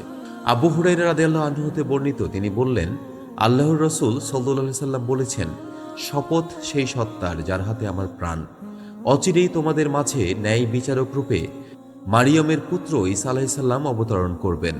তারপর তিনি ক্রুশ ভেঙে ফেলবেন, শূকর হত্যা করবেন, জিজিয়া রহিত করবেন এবং ধনসম্পদ এরূপ প্রাচুর্য হবে যে কেউ তা গ্রহণ করবে না। আল্লাহ আমাদের ঈমানকে মজবুত রাখুন এবং কিয়ামতের ফিতনা থেকে আমাদের রক্ষা করুন, আমিন। জাযাকাল্লাহু খাইরান। হারাম জিনিসকে কৌশলের রূপ বদলে বিক্রি করা কি জায়েজ? ইয়াহুদীদের কেন অভিশাপ দেওয়া হয়েছিল? আমরা আজকে জানব সহিহ বুখারী গ্রন্থের 2223 নম্বর হাদিস। ইবনু আব্বাস রাদিয়াল্লাহু আনহু হতে বর্ণিত, তিনি বলেন, ইবনু খাত্তাব রাদিয়াল্লাহু আনহু এর নিকট সংবাদ পৌঁছালো যে অমুক ব্যক্তি শরাব বা মদ বিক্রি করছে। তিনি বললেন, আল্লাহ তাআলা অমুকের বিনাশ করুন। সে কি জানে না যে আল্লাহর রাসূল সাল্লাল্লাহু আলাইহি সাল্লাম বলেছেন, আল্লাহ তাআলা ইয়াহুদীদের সর্বনাশ করুন, তাদের জন্য চর্বি হারাম করা হয়েছিল কিন্তু তারা তা গলিয়ে বিক্রি করে। আল্লাহ আমাদের উপার্জনকে পবিত্র রাখার এবং সব ধরনের হারাম ও প্রতারণা থেকে দূরে থাকা তৌফিক দান করুন, আমিন। জাযাকাল্লাহু খাইরান। কিয়ামতে প্রাণহীনকে প্রাণ দেওয়ার চ্যালেঞ্জ। ছবি আঁকা বা ভাস্কর্য নিয়ে নবীজি সাল্লাল্লাহু আলাইহি সাল্লামের কঠিন হুঁশিয়ারি উচ্চারণ হয়েছে সহিহ বুখারী গ্রন্থের 2226 নম্বর হাদিসে। সাঈদ ইবনু আবুল হাসান রাহমাতুল্লাহি আলাইহি হতে বর্ণিত, তিনি বলেন, আমি ইবনু আব্বাস রাদিয়াল্লাহু আনহু এর নিকট উপস্থিত ছিলাম। এমন সময় তার কাছে এক ব্যক্তি এসে বলল, হে আবু আব্বাস, আমি এমন ব্যক্তি যে আমার জীবিকা হস্তশিল্পে, আমি সব ছবি তৈরি করি। ইবনু আব্বাস রাদিয়াল্লাহু আনহু তাকে বললেন, এ বিষয়ে আল্লাহর রাসূল সাল্লাল্লাহু আলাইহি সাল্লামকে আমি বলতে যা বলতে শুনেছি তাই তোমাকে শোনাবো। তাকে আমি বলতে শুনেছি, যে ব্যক্তি কোনো ছবি তৈরি করে আল্লাহ তাআলা তাকে শাস্তি দিবেন যতক্ষণ না সে তার প্রাণ সঞ্চার করে, আর সে তাতে কখনো প্রাণ সঞ্চার করতে পারবে না। এই কথা শুনে লোকটি ভীষণভাবে ভয় পেল এবং তার চেহারা ফ্যাকাশে হয়ে গেল। এতে ইবনু আব্বাস রাদিয়াল্লাহু আনহু বললেন, আক্ষেপ তোমার জন্য, তুমি যদি এই কাজ নাই ছাড়তে পারো তবে এই গাছপালা এবং যে সকল জিনিসের প্রাণ নেই তা তৈরি করতে পারো। আল্লাহ আমাদের উপার্জনকে হালাল রাখার এবং নবীজি সাল্লাল্লাহু সাল্লামের প্রতিটি নির্দেশ মেনে চলার তৌফিক দান করুন। আমিন। জাযাকাল্লাহু খাইরান। কিয়ামতের দিন আল্লাহ স্বয়ং যার বিরুদ্ধে মামলা করবেন তার বাঁচার পথ কোথায়, সেই 3 হতভাগ্য ব্যক্তি সম্পর্কে জানুন সহিহ বুখারী গ্রন্থের 2227 নম্বর হাদিসে। আবু হুরায়রা রাদিয়াল্লাহু আনহু হতে বর্ণিত, নবী সাল্লাল্লাহু আলাইহি সাল্লাম বলেছেন, আল্লাহ তাআলা ঘোষণা করেছেন যে কিয়ামতের দিবসে আমি নিজে 3 ব্যক্তির বিরুদ্ধে বাদী হব। এক ব্যক্তি যে আমার নামে ওয়াদা করে তা ভঙ্গ করলো, এক ব্যক্তি যে আমার নামে ওয়াদা করে তা ভঙ্গ করলো, আরেক ব্যক্তি যে কোনো আজাদ মানুষকে বিক্রি করে তার মূল্য ভোগ করলো, আরেক ব্যক্তি যে কোনো মজুর নিয়োগ করে তার হাতে পুরো কাজ আদায় করে নিয়ে তারপর তাকে পারিশ্রমিক না দেই। আল্লাহ আমাদের প্রতিশ্রুতি রক্ষা করার এবং শ্রমিকের পাওনা সঠিক সময়ে আদায় করার তৌফিক দান করুন। আমিন। জাযাকাল্লাহু খাইরান। জন্ম নিয়ন্ত্রণ বা আজল, এটা কি আল্লাহ তাআলার ফয়সালাকে রুখে দিতে পারে? তাকদীর ও সন্তান জন্ম নিয়ে নবীজি সাল্লাল্লাহু আলাইহি সাল্লামের অকাট্য জবাব উল্লেখ রয়েছে সহিহ বুখারী গ্রন্থের 2229 নম্বর হাদিসে। আবু সাঈদ খুদরি রাদিয়াল্লাহু আনহু হতে বর্ণিত, একদা তিনি নবী সাল্লাল্লাহু আলাইহি সাল্লামের নিকট উপবিষ্ট ছিলেন। তখন তিনি বললেন, হে আল্লাহর রাসূল, আমরা বন্দী দাসীর সাথে সঙ্গত হই, কিন্তু আমরা তাদের বিক্রি করে মূল্য হাসিল করতে চাই। এমত অবস্থায় আজল বা নিরুদ্ধ সঙ্গম করা সম্পর্কে আপনি কি বলেন? তিনি বললেন, আর তোমরা কি এরূপ করে থাকো? তোমরা যদি তা অর্থাৎ আজল না করো তাতে তোমাদের কোনো ক্ষতি নেই, কারণ আল্লাহ তাআলা যে সন্তান জন্ম হওয়ার ফয়সালা করে রেখেছেন তা অবশ্যই জন্ম নেবে। আল্লাহ আমাদের তার ফয়সালা এবং তাকদীরের ওপর পূর্ণ আস্থা ও বিশ্বাস রাখার তৌফিক দান করুন। আমিন। জাযাকাল্লাহু খাইরান। পণ্য হাতে পাওয়ার আগেই কি অগ্রিম টাকা দিয়ে কেনা যায়? বাইআস সালাম বা অগ্রিম কেনাবেচার সঠিক নিয়ম সম্পর্কে আলোচনা করা হয়েছে সহিহ বুখারী গ্রন্থের 2239 নম্বর হাদিসে। ইবনু আব্বাস রাদিয়াল্লাহু আনহু হতে বর্ণিত, তিনি বলেন, আল্লাহর রাসূল সাল্লাল্লাহু আলাইহি সাল্লাম যখন মদিনায় আগমন করেন তখন লোকেরা 1 বা 2 বছরের বাকিতে রাবী ইসমাইল আলাইহিস সালাম সন্দেহ করে বলেন 2 অথবা 3 বছরের মেয়াদে খেজুর সলম পদ্ধতিতে বেচাকেনা করত। এতে তিনি বলেন, যে ব্যক্তি খেজুরে সলম করতে চায় সে যেন নির্দিষ্ট মাপে এবং নির্দিষ্ট ওজনে সলম করে। আল্লাহ আমাদের প্রতিটি লেনদেনকে স্বচ্ছ করার এবং সুন্নাহ অনুযায়ী ব্যবসা পরিচালনা করার তৌফিক দান করুন। আমিন। জাযাকাল্লাহু খাইরান। অনিশ্চিত মুনাফার নেশায় কি আমরা ভুল পদ্ধতিতে ব্যবসা করছি? ফল আহারযোগ্য হওয়ার আগে কেনাবেচা নিয়ে নবীজি সাল্লাল্লাহু আলাইহি সাল্লামের সহিহ হাদিস রয়েছে সহিহ বুখারী গ্রন্থের 2249 নম্বরে। আবুল বাখতারি রহমতুল্লাহ আলাইহি হতে বর্ণিত, তিনি বলেন, আমি ইবনু উমার রাদিয়াল্লাহু আনহুকে খেজুর সলম করা সম্পর্কে জিজ্ঞেস করলাম। তিনি বললেন, খেজুর আহারযোগ্য হওয়ার আগে তা বিক্রি করা নিষেধ করা হয়েছে, আর নগদ রূপার বিনিময়ে বাকি রূপা বিক্রয় করতেও নিষেধ করা হয়েছে। আমি ইবনু আব্বাস রাদিয়াল্লাহু আনহুকে খেজুর সলম করা সম্পর্কে জিজ্ঞেস করলাম। তিনি বললেন, নবী সাল্লাল্লাহু আলাইহি সাল্লাম খাওয়ার যোগ্য এবং ওজনের যোগ্য হওয়ার পূর্বে খেজুর বিক্রি করতে নিষেধ করেছেন। আল্লাহ আমাদের ব্যবসায়িক জীবনে ইনসাফ ও ধৈর্য বজায় রাখার এবং নবীজি সাল্লাল্লাহু আলাইহি সাল্লামের সুন্নাহ অনুযায়ী উপার্জনের তৌফিক দান করুন। আমিন। জাযাকাল্লাহু খাইরান। বেশি টাকা পেয়েও কেন কম দামে প্রতিবেশীর কাছে ঘর বিক্রি করলেন আবু রাফি রাদিয়াল্লাহু আনহু? নবীজি সাল্লাল্লাহু আলাইহি সাল্লামের সেই বিশেষ নির্দেশ জানুন সহিহ বুখারী গ্রন্থের 2258 নম্বর হাদিসে। আমর ইবনু সারিদ রহমতুল্লাহ আলাইহি হতে বর্ণিত, তিনি বলেন, আমি সাদ ইবনু আবু ওয়াক্কাস রাদিয়াল্লাহু আনহু এর কাছে দাঁড়িয়েছিলাম। এমত অবস্থায় নবী সাল্লাল্লাহু আলাইহি সাল্লামের আজাদকৃত গোলাম আবু রাফি রাদিয়াল্লাহু আনহু এসে বললেন, হে সাদ, আপনার বাড়িতে আমার যে 2টি ঘর আছে তা আপনি আমার নিকট হতে খরিদ করে নিন। সাদ রাদিয়াল্লাহু আনহু বললেন, আল্লাহর কসম, আমি সেই 2টি খরিদ করব না। আল্লাহর কসম, আপনি এ দুটো অবশ্যই খরিদ করবেন। সাদ রাদিয়াল্লাহু আনহু বললেন, আল্লাহর কসম, আমি তোমাকে কিস্তিতে 4000 দিরহামের অধিক দিব না। আবু রাফি রাদিয়াল্লাহু আনহু বললেন, এই ঘর দুটির বিনিময়ে আমাকে 500 দিনার দেওয়ার প্রস্তাব এসেছে। আমি যদি আল্লাহর রাসূল সাল্লাল্লাহু আলাইহি সাল্লামকে এই কথা বলতে না শুনতাম যে প্রতিবেশী অধিক হকদার তার নৈকট্যের কারণে, তাহলে আমি এই 2টি ঘর আপনাকে 4000 দিরহামের বিনিময়ে কিছুতেই দিতাম না। আমাকে এই 2টি ঘরের বিনিময়ে 500 দিনার দেওয়ার প্রস্তাব দেওয়া হয়েছিল। তারপর তিনি তাকে অর্থাৎ সাদ রাদিয়াল্লাহু আনহুকে দিয়ে দিলেন। আল্লাহ আমাদের ইসলামের এই সুন্দর শিষ্টাচারগুলো নিজেদের জীবনে বাস্তবায়ন করার তৌফিক দান করুন। আমিন। জাযাকাল্লাহু খাইরান। উপহার তো দিতে চান, কিন্তু আপনার প্রতিবেশীর মধ্যে কার অধিকার সবচেয়ে আগে তা আলোচনা করা হয়েছে সহিহ বুখারী গ্রন্থের 2259 নম্বর হাদিসে। আয়েশা রাদিয়াল্লাহু আনহা হতে বর্ণিত, তিনি বলেন, আমি বললাম, হে আল্লাহর রাসূল, সাল্লাল্লাহু আলাইহি সাল্লাম, আমার দুজন প্রতিবেশী রয়েছে, তাদের মধ্যে কাকে আমি হাদিয়া দিব? তিনি বললেন, উভয়ের মধ্যে যার দরজা তোমার বেশি কাছে। আল্লাহ আমাদের প্রতিবেশীদের সাথে সুসম্পর্ক বজায় রাখার এবং এই সুন্দর সুন্নাহ পালন করার তৌফিক দান করুন, আমিন। জাযাকাল্লাহু খাইরান। টাকা আপনার না, কিন্তু সঠিকভাবে বিলিয়ে দিলেই আপনি পাবেন দাতার সওয়াব। বিশ্বস্ত আমানতদারদের নিয়ে নবীজি সাল্লাল্লাহু আলাইহি সাল্লামের সুসংবাদ জানুন, সহিহ বুখারী গ্রন্থের 2260 নম্বর হাদিসে। আবু মুসা আশআরী রাদিয়াল্লাহু আনহু হতে বর্ণিত, তিনি বলেন, নবী সাল্লাল্লাহু আলাইহি সাল্লাম বলেছেন, বিশ্বস্ত খাজানজি যাকে কোনো কিছু নির্দেশ করলে সন্তুষ্ট চিত্তে তা আদায় করে, সে হলো দাতাদের একজন। আল্লাহ আমাদের দায়িত্ব পালনে বিশ্বস্ত হওয়ার এবং অন্যের আমানত যথাযথভাবে আদায় করার তৌফিক দান করুন, আমিন। জাযাকাল্লাহু খাইরান। পদ বা চেয়ার চাইলে কি তা পাওয়া যায়? নিয়োগ পাওয়ার ক্ষেত্রে নবীজি সাল্লাল্লাহু আলাইহি সাল্লামের সেই কঠোর নীতি, এটি আলোচনা করা হয়েছে সহিহ বুখারী গ্রন্থের 2261 নম্বর হাদিসে। আবু মুসা রাদিয়াল্লাহু আনহু হতে বর্ণিত, তিনি বলেন, আমি নবী সাল্লাল্লাহু আলাইহি সাল্লামের নিকট আসলাম। আমার সঙ্গে আশআরী গোত্রের দুজন লোক ছিল। তিনি বলেন, আমি বললাম, আমি জানতাম না যে এরা কোন কর্মপ্রার্থী হবে। নবী সাল্লাল্লাহু আলাইহি সাল্লাম বলেছেন, যে ব্যক্তি কর্মপ্রার্থী হয় আমরা আমাদের কাজে তাকে কখনো নিয়োগ করি না, অথবা বলেছেন কখনো করব না। আল্লাহ আমাদের পদের লোভ থেকে রক্ষা করুন এবং ইখলাসের সাথে দ্বীনের খেদমত করার তৌফিক দান করুন, আমিন। জাযাকাল্লাহু খাইরান। আপনি কি জানেন প্রতিটি নবী বকরি চড়াতেন? জানুন নবীজি সাল্লাল্লাহু আলাইহি সাল্লামের সেই বিস্ময়কর তথ্য সহিহ বুখারী গ্রন্থের 2262 নম্বর হাদিসে। আবু হুরায়রা রাদিয়াল্লাহু আনহু হতে বর্ণিত, নবী সাল্লাল্লাহু আলাইহি সাল্লাম বলেছেন, আল্লাহ তাআলা এমন কোন নবী প্রেরণ করেননি যিনি বকরি না চড়িয়েছেন। তখন তার সাহাবীগণ বললেন, আপনিও? তিনি বললেন, হ্যাঁ, আমি কয়েক কিরাত মুদ্রার বিনিময়ে মক্কাবাসীদের ছাগল চড়াতাম। কাজ ছোট হোক বা বড়, তার ভিতর যে মহান শিক্ষা লুকায়িত রয়েছে, নবীজি সাল্লাল্লাহু আলাইহি সাল্লামের এই জীবনী আমাদের সেই বার্তাই দেয়। আল্লাহ আমাদের শ্রমের মর্যাদা দেওয়ার এবং বিনয়ী হওয়ার তৌফিক দান করুন, এবং আমাদের অধীনস্থ যারা চাকরি করেন বা কাজ করেন তাদের প্রতি সম্মান এবং তাদের প্রতি বিনয়ী হওয়ার তৌফিক দান করুন, আমিন। জাযাকাল্লাহু খাইরান। প্রয়োজনে কি অমুসলিমদের বিশেষজ্ঞ হিসেবে কাজে নিয়োগ করা যায়? হিজরতের দীর্ঘ ও বিপদসংকুল পথে নবীজি সাল্লাল্লাহু আলাইহি সাল্লামের সেই কৌশলী সিদ্ধান্ত উল্লেখ রয়েছে সহিহ বুখারী গ্রন্থের 2264 নম্বর হাদিসে। নবী সাল্লাল্লাহু আলাইহি সাল্লামের সহধর্মিণী আয়েশা রাদিয়াল্লাহু আনহা হতে বর্ণিত, হিজরতের ঘটনায় তিনি বলেন, আল্লাহর রাসূল সাল্লাল্লাহু আলাইহি সাল্লাম এবং আবু বকর রাদিয়াল্লাহু আনহু বনু দিল গোত্রের এক অভিজ্ঞ ব্যক্তিকে রাস্তা দেখিয়ে দেওয়ার জন্য শ্রমিক নিয়োগ করেন। এই লোকটি কুরাইশি কাফিরদের ধর্মাবলম্বী ছিলেন। তারা দুজন অর্থাৎ নবী সাল্লাল্লাহু আলাইহি সাল্লাম ও আবু বকর রাদিয়াল্লাহু আনহু তাদের আপন আপন সাওয়ারি তার নিকট ন্যস্ত করলেন এবং এই মর্মে প্রতিশ্রুতি নিলেন যে 3 দিন পর তৃতীয় দিন সকালে তাদের সাওয়ারি শওর পর্বতের গুহায় নিয়ে আসবে। আল্লাহ আমাদের সঠিক পরিকল্পনা ও বিশ্বস্ততার সাথে জীবন করার এবং নবীজি সাল্লাল্লাহু আলাইহি সাল্লামের সিরাত থেকে শিক্ষা নেয়ার তৌফিক দান করুন, আমিন। জাযাকাল্লাহু খাইরান।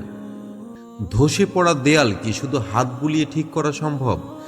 মুসা আলাইহিস সালাম ও খিজির আলাইহিস সালামের সেই রহস্যময় সফরের এক বিস্ময়কর ঘটনা জানুন সহিহ বুখারী গ্রন্থের 2267 নম্বর হাদিসে। উবাই ইবনু কাব রাদিয়াল্লাহু আনহু হতে বর্ণিত, তিনি বলেন, আল্লাহর রাসূল সাল্লাল্লাহু আলাইহি সাল্লাম বলেছেন, তারা উভয়ই অর্থাৎ খিজির আলাইহিস সালাম ও মুসা আলাইহিস সালাম চলতে লাগলেন। সেখানে তারা পতনমুখ প্রাচীর দেখতে পেলেন। সাঈদ রহমতুল্লাহ আলাইহি তারা হাত দিয়ে ইশারা করে দেখালেন এভাবে, এবং খিজির আলাইহিস সালাম উভয় হাত তুললেন, এতে দেয়াল ঠিক হয়ে গেল। হাদিসের অপর বর্ণনায় ইয়ালা রহমতুল্লাহ আলাইহি বলেন, আমার ধারণা যে সাঈদ রহমতুল্লাহ আলাইহি বলেছেন, তিনি অর্থাৎ খিজির আলাইহিস সালাম দেয়ালটির উপর হাত বুলিয়ে দিলেন, ফলে তা সোজা হয়ে গেল। মুসা আলাইহিস সালাম খিজির আলাইহিস সালামকে বলেন, আপনি ইচ্ছা করলে এই কাজের জন্য পারিশ্রমিক নিতে পারতেন। সাঈদ রহমতুল্লাহ আলাইহি বর্ণনা করেন যে এমন পারিশ্রমিক নিতে পারতেন যা দিয়ে আপনার আহার চলত। আল্লাহ আমাদের সব কাজে ধৈর্য ধরার এবং তার গভীর হিকমতগুলো বোঝার তৌফিক দান করুন, আমিন। জাযাকাল্লাহু খাইরান। অল্প কাজ করে কেন আমরা অন্যদের চেয়ে বেশি পুরস্কার পাব, এই বিষয়টি উল্লেখ রয়েছে সহিহ বুখারী গ্রন্থের 2269 নম্বর হাদিসে। ইবনু উমার রাদিয়াল্লাহু আনহু হতে বর্ণিত, নবী সাল্লাল্লাহু আলাইহি সাল্লাম বলেছেন, তোমরা এবং উভয় আহলে কিতাব অর্থাৎ ইয়াহুদি ও খ্রিস্টানের উদাহরণ হলো এমন এক ব্যক্তির মতো যে কয়েকজন মজদুরকে কাজে নিয়োগ করে বলল, সকাল হতে দুপুর পর্যন্ত এক কিরাত পারিশ্রমিকের বিনিময়ে আমার কাজ কে করবে? তখন ইয়াহুদি কাজ করে দিল। তারপর সে ব্যক্তি বলল, কে আছে যে দুপুর হতে আসর পর্যন্ত 1 কিরাতের বিনিময়ে আমার কাজ করে দিবে। তখন খ্রিস্টান কাজ করে দিল। তারপর সে বলল, কে আছে যে আসর হতে সূর্যাস্ত পর্যন্ত 2 কিরাত পারিশ্রমিকের বিনিময়ে কাজ করবে? আর তোমরাই হলে মুসলমান, তারা যারা অল্প পরিশ্রমে অধিক পারিশ্রমিক লাভ করলে। তাতে ইয়াহুদি ও খ্রিস্টানরা রাগান্বিত হলো। তারা বলল, এটা কেমন কথা? আমরা কাজ করলাম বেশি, অথচ পারিশ্রমিক পেলাম কম। তখন সে ব্যক্তি অর্থাৎ নিয়োগকর্তা বলল, আমি তোমাদের প্রাপ্য কম দিয়েছি? তারা বলল, না। তখন সে বলল, সেটা তো আমার অনুগ্রহ, যাকে ইচ্ছা দান করি। আল্লাহ আমাদের তাঁর এই বিশেষ অনুগ্রহের শকর আদায় করার এবং অল্প সময়ে বেশি বেশি নেক আমল করার তৌফিক দান করুন, আমিন। জাযাকাল্লাহু খাইরান। টাকা নেই বলে কি আপনি দান করা থেকে পিছিয়ে আছেন? মুটেগিরি বা বোঝা বহন করে সাহাবীদের দান করার সেই অবিশ্বাস্য গল্প উল্লেখ রয়েছে সহিহ বুখারী গ্রন্থের 2273 নম্বর হাদিসে। আবু মাসউদ আনসারী রাদিয়াল্লাহু আনহু হতে বর্ণিত, তিনি বলেন, আল্লাহর রাসূল সাল্লাল্লাহু আলাইহি সাল্লাম আমাদেরকে সদকা করার নির্দেশ দিলে আমাদের মধ্যে কেউ কেউ বাজারে চলে যেত এবং বোঝা বহন করে 1 মুদ খাদ্য মজুরি হিসেবে পেত এবং তা হতে দান করত। আর তাদের কারো কারো এখন লক্ষ মুদ্রা রয়েছে। বর্ণনাকারী শাকিক বলেন, আমার ধারণা এর দ্বারা তিনি আবু মাসউদ নিজেকে ইঙ্গিত করেছেন। আল্লাহ আমাদের অল্প উপার্জনে তুষ্ট থাকার এবং সেখান থেকে দান করার মানসিকতা দান করুন, আমিন। জাযাকাল্লাহু খাইরান। পশুকে গালি দেয়া বা প্রজননের জন্য টাকা নেয়া কি জায়েজ? নবীজি সাল্লাল্লাহু আলাইহি সাল্লামের এই বিশেষ নিষেধাজ্ঞাটি জানুন সহিহ বুখারী গ্রন্থের 2284 নম্বর হাদিসে। ইবনু উমার রাদিয়াল্লাহু আনহু হতে বর্ণিত, তিনি বলেন, নবী সাল্লাল্লাহু আলাইহি সাল্লাম পশুকে পাল দেয়া বাবদ বিনিময় নিতে নিষেধ করেছেন। আল্লাহ আমাদের ইসলামের প্রতিটি বিধান সঠিক উপায়ে বোঝার এবং মানার তৌফিক দান করুন, আমিন। জাযাকাল্লাহু খাইরান। ঋণ পরিশোধে গড়িমসি করা কি কেবল আলসেমি নাকি বড় কোনো গুনাহ? নবীজি সাল্লাল্লাহু আলাইহি সাল্লাম এর এক কঠোর হুঁশিয়ারি উল্লেখ রয়েছে সহিহ বুখারী গ্রন্থের 2287 নম্বর হাদিসে। আবু হুরাইরা রাদিয়াল্লাহু আনহু হতে বর্ণিত, আল্লাহর রাসূল সাল্লাল্লাহু আলাইহি সাল্লাম বলেছেন, ধনী ব্যক্তির ঋণ পরিশোধে গড়িমসি করা জুলুম। যখন তোমাদের কাউকে তার জন্য কোনো ধনী ব্যক্তির হাওয়ালা করা হয়, তখন সে যেন তা মেনে নেয়। আল্লাহ আমাদের ঋণমুক্ত জীবন দান করুন এবং কারো অধিকার নষ্ট করা থেকে আমাদের হেফাজত করুন, আমিন। জাযাকাল্লাহু খাইরান। কেন নবীজি সাল্লাল্লাহু আলাইহি সাল্লাম এক ব্যক্তির জানাজা পড়াতে অস্বীকার করেছিলেন? ঋণের বোঝা নিয়ে মরলে কি জানাজা হয় না? জানুন সহিহ বুখারী গ্রন্থের 2289 নম্বর হাদিসটি।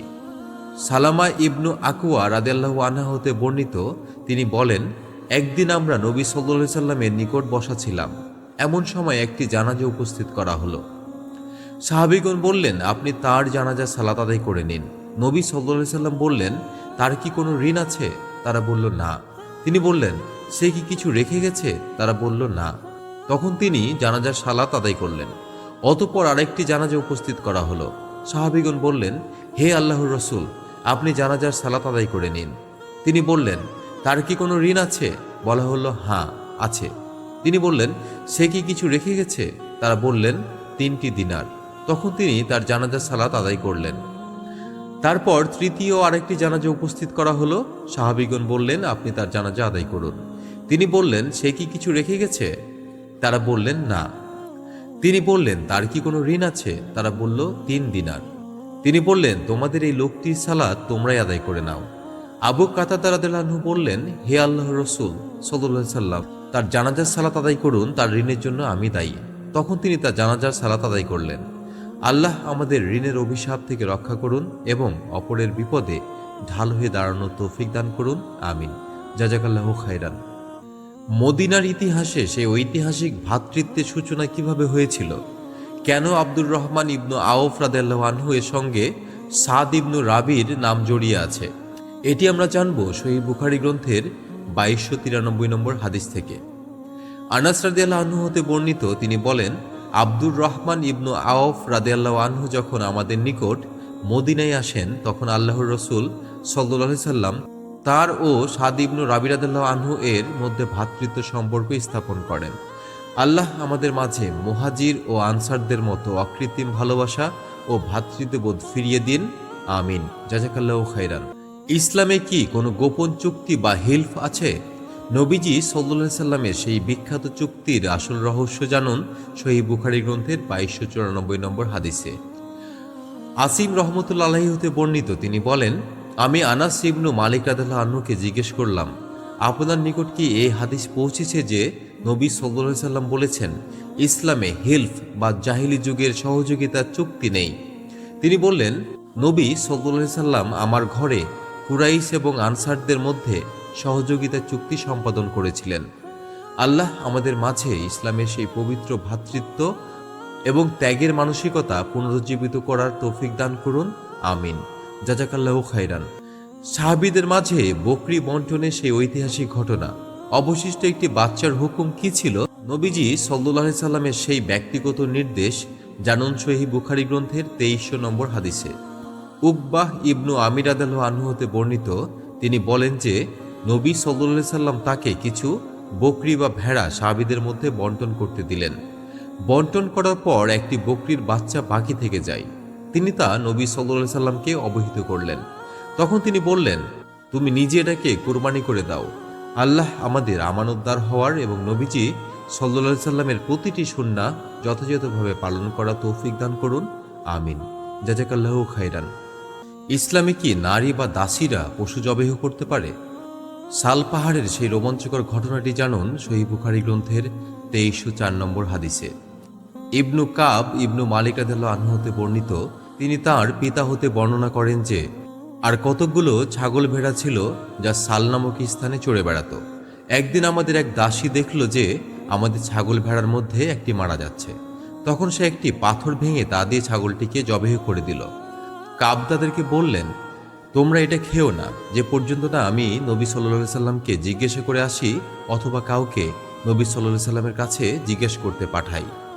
তিনি নিজেই নবী সাল্লাল্লাহু আলাইহি সাল্লামকে এই সম্পর্কে জিজ্ঞাসা করেছিলেন অথবা কাউকে পাঠিয়েছিলেন।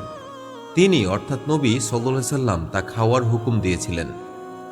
উবাইদুল্লাহ বলেন, এ কথাটা আমার কাছে খুব ভালো লাগলো যে দাসী হয়েও সে ছাগলটাকে জবাহ করল। আল্লাহ আমাদের ইসলামের সহজ ও সুন্দর বিধানগুলো জানার এবং সেই অনুযায়ী আমল করার তৌফিক দান করুন, আমিন। জাযাকাল্লাহু খাইরান। পাওনাদার যদি মুখের ওপর কড়া কথা বলে তবে আপনার প্রতিক্রিয়া কি হওয়া উচিত? নবীজি সাল্লাল্লাহু আলাইহি সাল্লামের সেই অসীম ধৈর্য ও ইনসাফের গল্প জানুন সহিহ বুখারী গ্রন্থের 2306 নম্বর হাদিস থেকে। আবু হুরায়রা রাদিয়াল্লাহু আনহু হতে বর্ণিত, এক ব্যক্তি নবী সাল্লাল্লাহু আলাইহি সাল্লামের কাছে পাওনার জন্য তাগাদা দিতে এসে রূঢ় ভাষায় কথা বলতে লাগলো। এতে সাহাবীগণ তাকে শায়েস্তা করতে উদ্যত হলেন। তখন আল্লাহর রাসূল সাল্লাল্লাহু আলাইহি সাল্লাম বললেন, তাকে ছেড়ে দাও, কেননা পাওনাদারদের কড়া কথা বলার অধিকার রয়েছে। তারপর তিনি বললেন, তার উটের সমবয়সী একটা উট তাকে দিয়ে দাও। তারা বলল, হে আল্লাহর রাসূল, এটা নেই, এর চেয়ে উত্তম উট রয়েছে। তিনি বললেন, তাই দিয়ে দাও। তোমাদের মধ্যে সেই সর্বোৎকৃষ্ট যে ঋণ পরিশোধের বেলায় উত্তম। আল্লাহ আমাদের লেনদেনে স্বচ্ছ ও ধৈর্যশীল হওয়ার এবং অন্যের পাওনা হাসি মুখে মিটিয়ে দেওয়ার তৌফিক দান করুন, আমিন। জাযাকাল্লাহু খাইরান। টাকা পয়সা বা সোনাদানা নয়, কেবল কোরআনের কয়েকটি আয়াতের বিনিময়ে কি বিয়ে করা সম্ভব? এক অভাবনীয় মোহরানার গল্প বর্ণিত হয়েছে সহিহ বুখারী গ্রন্থে 2310 নম্বর হাদিসে। সাহল ইবনু সাদ রাদিয়াল্লাহু আনহু হতে বর্ণিত, তিনি বলেন, এক মহিলা আল্লাহর রাসূল সাল্লাল্লাহু আলাইহি সাল্লামের নিকট এসে বলল, হে আল্লাহর রাসূল, আমি আপনার প্রতি আমাকে হেবা করে দিয়েছি। তখন এক ব্যক্তি বলল, হে আল্লাহর রাসূল, একে আমার সঙ্গে বিয়ে দিয়ে দিন। তিনি বললেন, কোরআনের যে অংশটুকু তোমার মুখস্থ রয়েছে তার বিনিময়ে আমি এর সঙ্গে বিয়ে দিলাম। আল্লাহ আমাদের ইসলামের সহজ ও সুন্দর বিধানগুলো বোঝার এবং কোরআনের আলোয় জীবন গড়ার তৌফিক দান করুন, আমিন। জাযাকাল্লাহু খাইরান। ওয়াকফ করা সম্পত্তি থেকে কি রক্ষণাবেক্ষণকারী কিছু পেতে পারেন? ওমর রাদিয়াল্লাহু আনহু এর সেই বিখ্যাত সদকার রহস্য বর্ণিত হয়েছে সহিহ বুখারী গ্রন্থের 2313 নম্বর হাদিসে। আমর রাদিয়াল্লাহু আনহু হতে বর্ণিত, তিনি বলেন, ওমর রাদিয়াল্লাহু আনহু এর সদকা সম্পর্কিত লিপিতে ছিল যে মুতাওয়াল্লি নিজে ভোগ করলে এবং বন্ধু বান্ধবকে আপ্যায়ন করলে কোনো গুনাহ নেই, যদি মাল সঞ্চয় করার উদ্দেশ্য না থাকে। ইবনু উমার রাদিয়াল্লাহু আনহু এর সদকার মুতাওয়াল্লি ছিলেন। তিনি যখন মক্কাবাসী লোকদের নিকট অবতরণ করেন তখন তাদেরকে সেখান হতে উপঢৌকন পাঠিয়ে দিতেন। আল্লাহ আমাদের আমানত রক্ষায় নিষ্ঠাবান হওয়ার তৌফিক দান করুন, আমিন। জাযাকাল্লাহু খাইরান। নেশাগ্রস্ত অবস্থায় নবীজি সাল্লাল্লাহু আলাইহি সাল্লামের দরবারে আনা হয়েছিল এক ব্যক্তিকে। সাহাবীরা তাকে কিভাবে শাস্তি দিয়েছিলেন জানুন সহিহ বুখারী গ্রন্থের 2316 নম্বর হাদিস থেকে। উকবা ইবনু হারিস রাদিয়াল্লাহু আনহু হতে বর্ণিত, তিনি বলেন, নুয়াইমানকে অথবা ইবনু নুয়াইমানকে নেশাগ্রস্ত অবস্থায় আনা হলো। তখন আল্লাহর রাসূল সাল্লাল্লাহু আলাইহি সাল্লাম ঘরে উপস্থিত লোকদেরকে তাকে প্রহর করতে আদেশ দিলেন। রাবি বলেন, যারা তাকে প্রহর করছিল তাদের মধ্যে আমিও ছিলাম। আমরা তাকে জুতা দিয়ে এবং খেজুরের ডাল দিয়ে প্রহার করেছি। আল্লাহ আমাদের সকল প্রকার নেশা ও হারাম পথ থেকে দূরে থাকা তৌফিক দান করুন, আমিন। জাযাকাল্লাহু খাইরান।